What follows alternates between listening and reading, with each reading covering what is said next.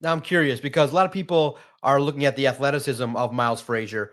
Do you think quickly could you see him being a replacement for Frank Ragnow in the future? He's played a lot of spots along the offensive line, but I think he said center was not one of them. But he says he can do it all. Do you see it based on film review? Yeah, I mean, there's certainly a case to be made. He is athletic, he's strong, and he's versatile. So I do think that that would be something he would be super willing to pick up.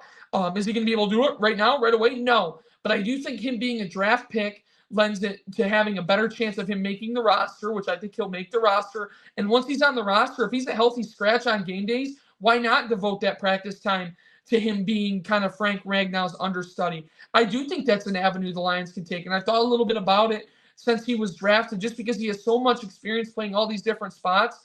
If there was an area where the Lions wanted him to major at center, right, he's going to be the center of the future. Maybe that means he doesn't get as many reps at guard, and that does take away the potential of him being kind of your Swiss Army knife offensive lineman from a depth perspective. But I do think that's an avenue they could certainly go with because Frank Ragnow has been beat up the last few years and they have looked into bringing options in behind him over the past couple seasons. Kingsley Aguakun was an undrafted free agent they brought in this past year, and then this year with Leaf Fautanu out of Arizona State is another undrafted center they've brought in to compete as well. Michael Neese has a background playing in center collegiately as well. He made the team last year, so it's not like they haven't made an effort. And I think that Miles Frazier could be a logical option in that aspect.